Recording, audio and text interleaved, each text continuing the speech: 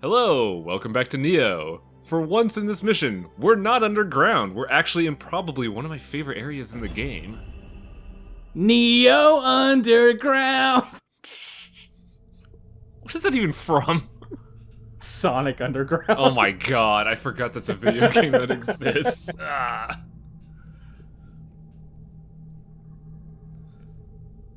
Irish hero, Irish hero.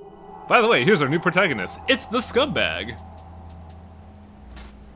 Oh no! I told them to do the job and now I'm doing it! Ah. Oh no, the buffet is empty! Oh. So here's an interesting thing about this level. Depending on what you do, it could be both the longest or shortest mission, and it could be the easiest or hardest. I'll explain in a minute, but one of it involves talking to Fuku. I'd like to talk more to Fuku. She's a fun character that doesn't get a lot of airtime. She gets plenty of airtime on her hips. Oh yeah. I always find it funny the Japanese are so shameless with unnecessary skin reveals. There was a comment, I don't think it was meant for her whole outfit entirely, but they mentioned that because of her shoes, she may be considered an apprentice Omio mage. And I'm just like, I mean, that may be true and the like, but really, what about the rest of the outfit? Pagawa Simfa, Pagawa Simfa, Pagawa Simfa. Now I'm gonna rewatch that fucking series again when we're done here. It took 6 words. 2 of them were the same. That show's fucking legendary. The K-Pirates are so rad. Because what the fuck, they took like a spiritual religious magic and then became crime. It's awesome! Outlaw Star is great! Fuck! Can we just promise that if we ever manage to get space travel, that we either become mages of space crime or we fly ships that punch the shit out of other ships? I will probably be the grapple ship pilot because goddamn, I want to live out my mecha fantasies and that's the best way to do it. So here's a fun part of the level that you don't ever have to do whatsoever, but it's just there to kind of validate this level. This level is interesting because due to all the war that's kind of happening across Japan, there's a lot of desecration and there's a lot of piracy. This level is a shrine. I'm trying to remember what shrine because my brain's leaving me. But because of all the war, it got ransacked and now it's being pillaged by pirates. This is their pirate ship. Being a pirate. God damn it, you're right! Ah! It's entirely irrelevant, but damn, that's a coincidence. Just waiting for one to show me, like, give me the XGP. These pirates are such chumps because they don't even try to take. What the fuck? No, you're the chump, apparently. I have lost to a rock. Cool. And he lost to having no perception around him. Yeah, you'd think under circumstances they would, like, you know, what was that noise? Is this the one? Ah, this is the bomb episode. I also have salt and... Is that salt or antidote? I can't even tell. Saltidote. But yeah, in this episode I was like, you know, I have a bunch of these fucking bombs. I'm gonna use these fucking bombs. See where this takes me. You're like that one dynamite guy off of Fist of the North Star. Is throwing what kind of technique is that? It's the best technique. Is throwing dynamite really a martial art? Hey, if it works. Yep. I love it because he's holding the stick of dynamite while still doing like a kata pose. And he's got a cigarette in his mouth like, yeah, I'm a badass. God. It's kind of like that other guy who like has shotgun technique. Joggy? Yeah. Joggy is weird because apparently he mastered like 2 or 3 fighting styles and still uses a goddamn shotgun. I mean, one guaranteed way to win. Yeah. So here's the interesting thing. I was setting up that emoticon there to point out the fact that there is a brazier there. Now, there's gonna be another point where I point out something about, but the braziers are something that there are 3 in the level. You don't have to do them at all, but my god, does it make the end of the level easier.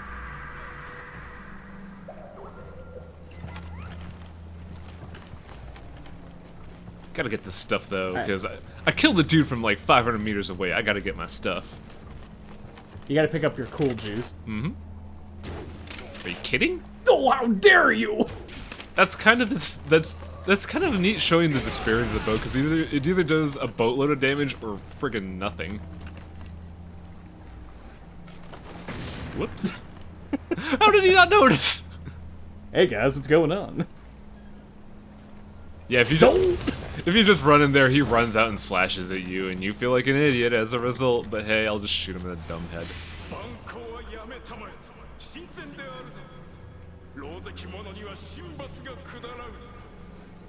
That retribution. Sorry. I think I have to welcome you to this decrepit town, especially that man you just blew up. Welcome. I like to imagine that the desecration, the retribution they're talking about, is the arrow I put in their head, and that's one of the new skills I learned. One of the neat techniques. Dragoon. Yeah. One of the neat techniques of the spear is that your front evade becomes a front flip behind them, but you get an extension where you just fucking drop on them. And if you're wondering, yes, it does drop attack damage, like in the Dark Souls. It's really good. I'm a little upset I haven't played the spear until now, because that's a really great maneuver. You had it on your back for what, 10 episodes? Technically, yeah. This is 6-1, but every update's like 2 episodes. Yeah. Now here's the gimmick. Take a look at the background. I'm hoping that in Nioh 2... What's up with the background? I'm trying to tell. Oh, I didn't... There we go. You notice by loading that brazier, we load a brazier in the back. That'll come into handy way later. Do go on, I'm sorry to interrupt. I'm thinking, and I think you may have even brought this up before, I really do hope there's more of a fist fighting thing where it could be actual like a monk along with everything else. Something maybe they add to Nioh 2, where I really would just want to punch demons' heads off. That sounds like fun to me. I think there is a... I don't know if there's a fighting style with fists, but I believe ninjutsu has a skill that says you do more fist damage. Also, bomb style seems very strong to me. You're going What if that was another style? You are going to love You're going to love Update 8. Because I kind of go bonkers on 8.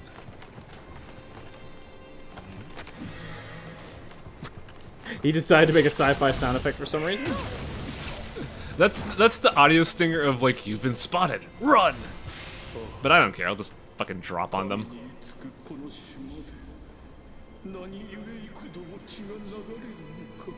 Buddy, this place has seen better days. Now This is the place that Doku burned down in Ninja Gaiden 1. That's a reference I don't understand. Hey! Original Xbox fans, where are you? All over the place, surprisingly enough, because I've heard a lot of my friends talking about Panzer Dragoon Orta recently. That game's awesome. So, there's a shrine there. I've gotten there all of once. It's so out of the goddamn way, and I never remember how to get there. I apologize for the viewers here, I don't get there this time. There's no point to it. Is that how you justify not getting there? It's like, I didn't want to go there anyway, it's stupid. Pretty much.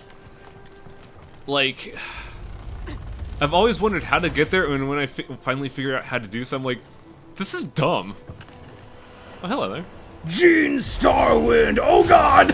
Where'd you get that fire dog? Oh shit. Oh man, fucking... I don't know if this is like a mod or possible challenge or what. Maybe Arc System Works has to do this. But I just want to see a full conversion mod of this game with just the cast of Outlaw Star. Even the enemies. Well, that reminded me of the scene from Outlaw Star where he had to fight that preacher dude and just shot him in the head first thing. Oh, what scene was that? Shit. Where he goes after that bounty hunter guy where he's just like, oh, that guy, don't mess with that guy. And the guy's like, all right, well, I guess you're dying then. And Gene just pulls out a gun and shoots him in the head and kills him first thing. Gene is a very practical antagonist, or protagonist, and I love it. Also, I like this guy who's the best ambusher ever. Can't wait till he comes around this corner. I'm gonna show him 1-4 with this big katana. I go, oh god! Bandits are so stupid in this game. It's hilarious. There we go. This is the realization of, wait a minute. I have what now? Where is it? This is. Do items organized by rarity? You can Or organize is that it. up to you? There are multiple things you could do. Recently acquired rarity, amount, item type. I just saw salt and I'm like, you know, I've never used this. And I'm just waiting for the enemy that I was just sitting there thinking, will salt actually work on this guy? There he is. Oh no! Got a slime problem? Just explode it. Ah, you dick! These guys are kind of I like fresh. the looks of these slimes. Yeah, the Umi-Bozu are neat because if you fight them traditionally, you have to wait until they do that overhead slam attack to where their weird head skull is exposed, and then just stab it, and you have like 1 or 2 attacks. It's not a fun fight to do traditionally, but that's dumb. Get like a fire weapon or a bomb and just blow them up. It's simple. Now, I feel like that would solve a lot of these problems. if I felt so inclined, the fog gate is right there. I could just fight the boss. Go fight the boss, man. But no, I gotta show off the level, because I've never actually fought the boss without this gimmick, and it makes things a whole lot easier, actually. Just fling bombs at him. It's working on everything else, apparently. The big Umi-Bozu is, pretty chufty. I'm gonna need a big bomb for that, which, oddly enough, we unlock after this chapter, so good figure. I knew you needed it. It's funny because the big bomb technique, which is going to be used, is, part of the ninjutsu tree. But I like the idea of big bomb technique. I respect your whistle. Good night. Thank you for wooing me.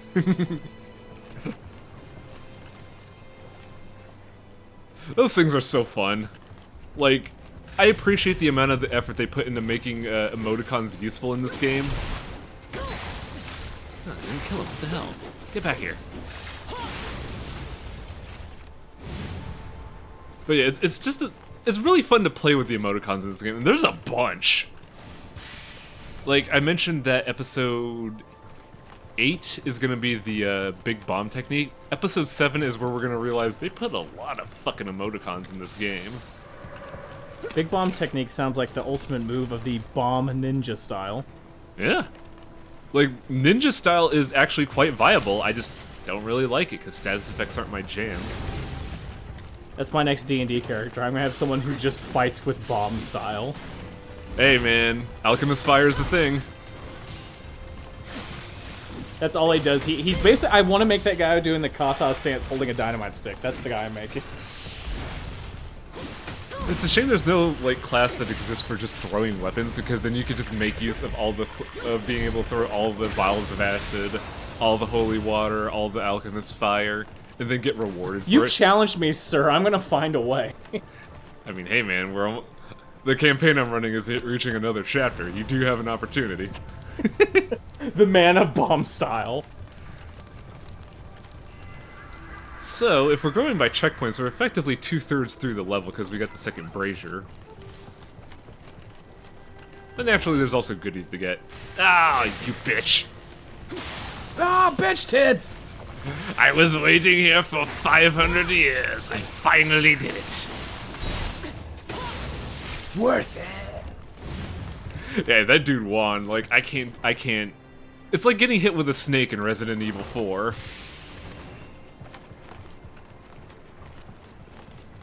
As it just slithers away, and you just stand there salty, like, damn it. It's always so random too, because you're sitting there like, I haven't had a snake in a while. I'm not gonna double knife this box, and then bam, you're humiliated live on stream in front of like 40 viewers. That totally didn't happen recently. Yeah, sure. Yeah. This area is kind of neat in terms of world building, because this is supposed to be like a pretty cool temple to the gods over a lake, and then pirates just crashed a fucking boat into it. That means nobody cared at a certain point. Yeah, I think it was a point of where this place was so out of maintenance that pirates just like, let's just steal everything. Do it. So salt is hilarious because if you throw salt at a demon, their stamina bar completely depletes. Well, I shouldn't say completely depletes. It does a significant amount of damage to it. And I think... I mean, if someone threw salt in your eyes, you'd give up too. Yeah, that's a valid point. It harkens back to like a bunch of cultures where salt is a purification material, and doing so gets rid of the evil spirits. In fact, if you ever... Purification condom. In fact, if you, oh god, where'd my brain go? If you know the rumor if you spill salt, throw it over your shoulder to get rid of bad luck. That's kind of where the origin of that rumor came from. I ended up hitting a waitress in the face doing that once. What? She was coming up. I spilled some salt, or knocked over the salt thing, so I scooped a handful of it and threw it on my shoulder. Just as the waitress was peeking over my shoulder, going, "Hey, did you need me to refill that drink?" And I got her like right in the face. It's supposed to be a pinch, Travis. I wanted to be extra lucky, man. Oh god, that's awesome. I'm sorry. Sir, did you wonder? Ah! Ah! I hear, hey, you want... Oh god, I've never had anything that unfortunate happen. Also, this guy is a supreme douchebag. He's got his shit figured out even though he's stranded. I mean, when you're undead, are you really stranded? You're just in the perfect video game place to ruin the player's life. Oh, I hate this. Oh, I hate this. I do have to say, for as much as I've been complaining about graphic quality, the water and the reflection look pretty nice. I think part of the graphics problems is that you're seeing this on the 480p end. It looks really good in motion, at least in my opinion. Well, also, I've been seeing mainly caves, and caves are such a simple design anyway that you can't really... I mean, you can get crafty with them, but a lot of times they're not that crafty. I do agree that there's a surprising amount of caves initially. That's probably why I find this level so memorable, because the first actual level you're like, whoa. And in this case, I'm getting more of a sense of actual complex exploration. Like, if you just try things out, you can go to all sorts of different places, which makes it, in my opinion, immensely more interesting. Yeah, that's... I went into this LP going like, I'm gonna love it. This is gonna be great because there's gonna be this level, there's gonna be an ice level that's really good, there's a really good battlefield level, but I forgot just how many caves are in between each cool bit. It's weird.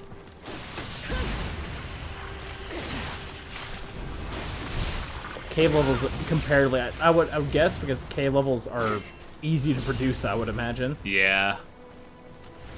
Also, you may be seeing me do the drop attack a lot, because that was the first time I've ever done it. I'm like, holy shit, this is fucking fun. I look cool. Oh, these Final Fantasy games always give you the jump ability, and it's just kind of tedious. Here, it's actually fun. What the hell? Well, that's why the insect glaive is like my favorite weapon in Monster Hunter World. I hear a lot of like different sides about that, where it's like, oh, you should only ever be in the air all the time, or you got to be on the ground, man. What are you doing in the air?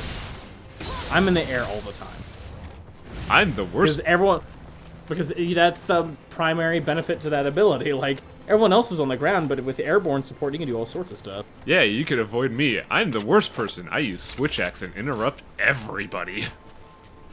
No, I think greatswords are worse because they tend to just punch you for no reason. And they miss a lot of their attacks because monsters love to fucking move. Yep. My buddy is just sitting there like, oh, why don't you use the rocket greatsword? It's the best weapon in the game. I'm like, dude, you miss like a good 40% of your hits, man. Admittingly, I do get the point of it because it does like 1,100 damage a hit. I mean, Swatch could do that with like Morph Slash pretty handily. Looks like we're gonna have to have a speed killing contest. Ah, yes, new LP Monster Hunter. Let's go. I can't do that though because, man, the PC version of Monster Hunter is a fucking... I don't know if it's unoptimized or it's just that, like, it's just that hardware intensive, but my computer fucking roars when I try to just play it. Also, streaming Monster Hunter World sounds fine. LPing Monster Hunter Yeah. sounds like a chore. Yeah. Because there's no real... I mean, there's the bare semblance of a story. There's also another reason why I like this level is because a lot of like Japanese shows, movies, anime, video games, whenever you do the ceiling running thing, it just feels good. Like Muramasa is the big example because they made that thing look really good, but here I'm just like, man, this feels great. Even though there's invisible walls preventing me from walking over a simple fucking roof. Invisible walls. It's so weird, isn't it? It's a roof. It's not even at an off angle, yet I'm blocked off from just walking over a roof. I can understand why they did it. Because big dumbos like me will just walk over to the other side and then plummet to their doom. But still. Put some shit in the way. Like, find a way to block it. Don't be lazy and be like, oh, invisible barrier.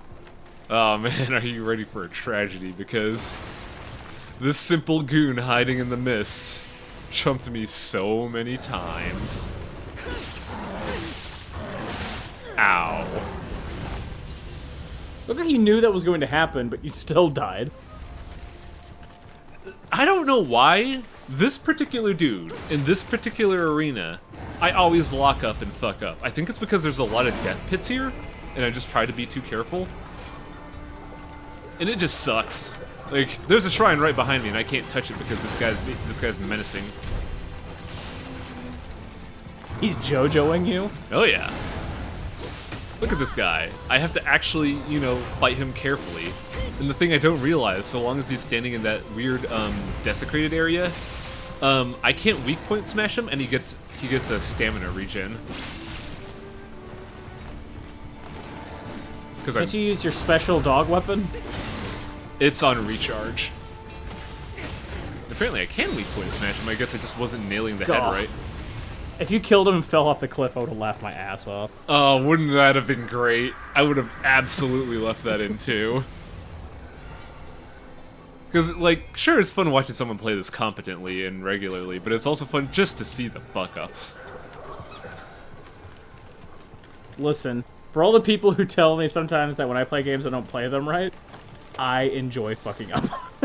It's so fun. It's fun the first 5 or 6 times, but when you're playing something like, I don't know, Meat Boy, Celeste, 1001 Spikes. Ugh. Like the grunge-core platformer of die multiple times to learn the level. Ugh. This, though, like, dying... A lot of the times dying can be hilarious. Like, I got hit by a boulder. Oh no, what's this graphical glitch? Ah, damn it. Also, if you're wondering why I'm taking this path, veteran players are probably realizing, why don't you just take the other path? It's simpler and it's quicker. The simpler path has a very thin bridge I have to take, and I don't like that. Plus, this is, like, more reliable. I'd rather take this. Because I've fallen on that bridge, and I really don't want to do this again. Oh god, my bad knee! Oh, my bad arms! Thought I had 2 of those. Man, if only I had some sort of fire to light this lantern. You know anything about that, Kato? No, boss. Sorry. So here's the fun bit. That's the last torch. And since that's the last torch, you need a quick way to get to the boss, right? Bam! I was hoping you would Sonic fall into the water. That'd be great, wouldn't it? Just the moment my ankle hits the water, you died! And believe me, that's the case in this level. If you fall in any of these water pits, you're fucking dead. Even though you are William, the pirate, a man who's lived on the ocean, doesn't know how to swim. Despite having cinematics where it showed him how he could swim. With equipment on him, no less. Heavier equipment at that, because it was like English armor. Mm-hmm. I believe much how there's the cutscene bullet, I believe there's cutscene competence. Now, admittedly, we did miss a little bit of the level. Like, there's a good portion of treasures where that one save point I mentioned was, but all the treasures randomized. You're not gonna get anything of use there. You're not gonna get a dragon bone smasher, so I don't care. Speaking of the whole, like, do it in cinematic but can't do it in game, that's one thing I do like about Devil May Cry series overall, is that almost everything that Dante has ever done in game in the cinematics is something you can do playably. By the way, I may have given William a change of clothing. He looks fancy. He has the strategist garb that you saw in episode 2. It is probably the best piece of light armor you're going to have for a good portion of the game, so keep crafting them. Hi there! Okay, so the Umi-Bozu. I know how to make it easier, I don't know how to make it faster. If you don't turn on the torches, you get invaded by 3 other tiny Umi-Bozu while you have to fight the big guy. So if you get those torches, the ads are completely nullified, and in a way you could actually farm medicine by dying to this boss and just letting the spawns die upon the fire. It's kind of hilarious, actually. The only thing about Umi-Bozu, though, is that you can only damage him by hitting very specific weak points. Weak points that appear when he does the overhead smash, or when he does a very specific beam attack. Now I say you can't I appreciate damage... that he wets the floor, which is probably something where that wet effect comes into play. Yeah. Now I say he can't be damaged unless you have those. I should reiterate, you can damage him normally, but the damage would be pitiful unless you hit those weak points. Also, here's the really weird thing. In every video game ever, water is weak to lightning, yeah? Yeah. Incorrect here. Umi-Bozu is weak to fire. Makes... Yes, water's weak to fire. I believe it. Yes, sirree. What? Well, what's fire weak to, then? I think the fire enemies are weak to water, actually. Oh my god. I know, right? Here's the beam attack. If you don't see that tell, that beam is a one-shot. Because I think it does like 2,000 regular damage and 1,000 water damage. It's kind of idiotic, actually. This does seem like one of those kind of tease fights. You're like, alright, do your attack, do your attack. Okay, now I can attack. Now I'm waiting for you to attack. It's a very JRPG-esque boss, but I like the boss a lot because when you're actually in the moment, you're very rarely waiting, because the boss is always attacking. Case in point. In fact, that attack seemed to slap down faster than usual. Yeah, because I think I have him at 2/3 health, so he's in a... It's not a phase 2, but it's basically the fact of, oh, you're actually hurting me, I should probably try to kill you. Umi-Bozu Plumpy. Oh yeah. Like, he's the king of this bitch. You think he's gonna let a little insect like me be insolent?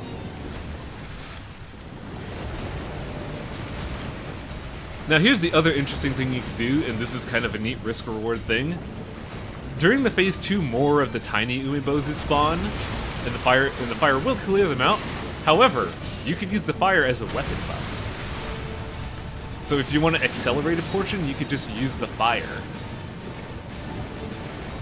And it Does your special attack have the same effect? Yeah, if I get my living weapon, that one has a fire attribute as well, and will deal increased damage. I don't really rely on a living weapon though on boss fights because it's so hard to get energy during a boss fight. Is he considered half by this point? No, he's not. Wow. Nope. This boss fight is admittedly slow, but I like it a lot. I can see it being not fun to watch, but when you're actually playing it, it's pretty intense.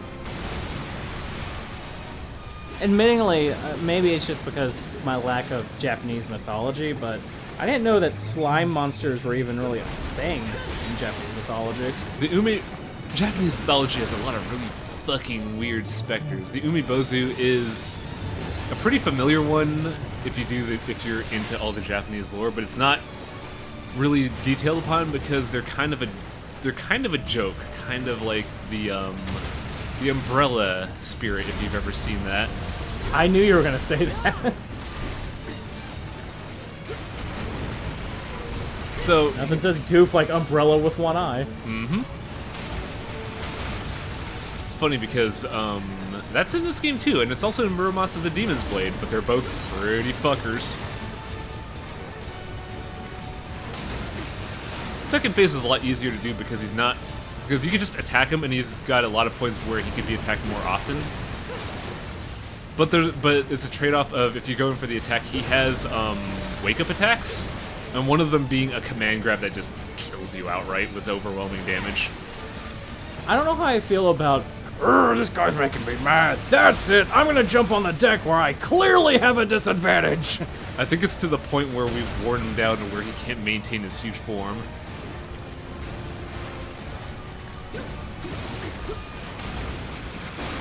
Oh no, I'm how out much of the bombs. bow would do on a sensitive. I wonder how much the bow would do on a sensitive spot. I've never tried because it's always hard to get a bow shot during a boss fight.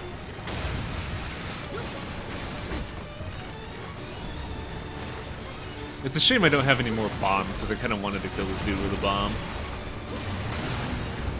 Kind of blew himself up though, and you shot him.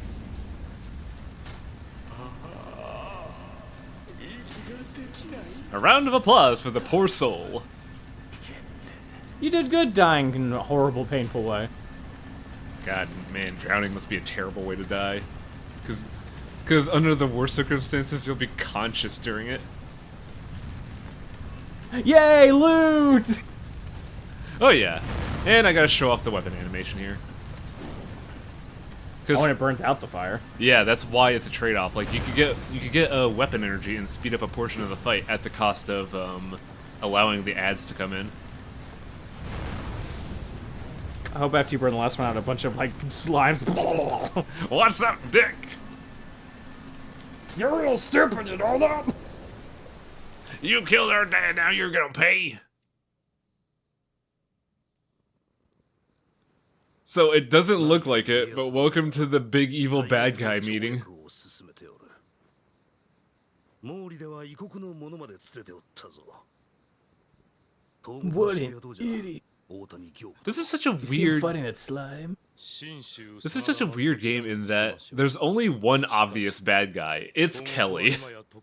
Everybody else, you wouldn't believe it's a bad guy. When I first saw this cutscene, I'm like, who are these guys? Are we gonna meet them now? We've actually met the dude on the left. I believe it was the cutscene where we were going down and then William saw like a crazy dog on fire next to him. That's that dude. Is that Lord Nobunaga? No, that is Ieyasu, I believe. Oh, Tokugawa. I think so. Ieyasu Tokugawa. One of the big warlords known back in the warring faction years. You know, you make things awkward when you wear that mask, right? I know. My troops love it.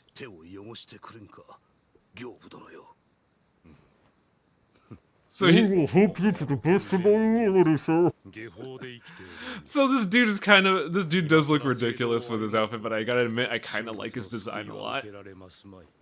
I would try 2 googly eyes on his hat so it looks like a mouth. It's me! I'm here to be evil!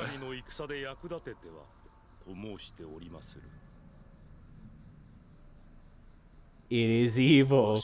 Yeah, it is so evil.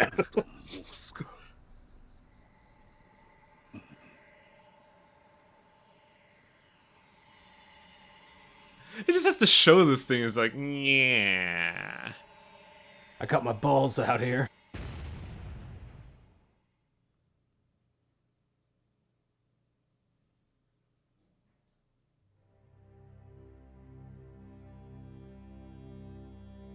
And with that, we've completed the mission.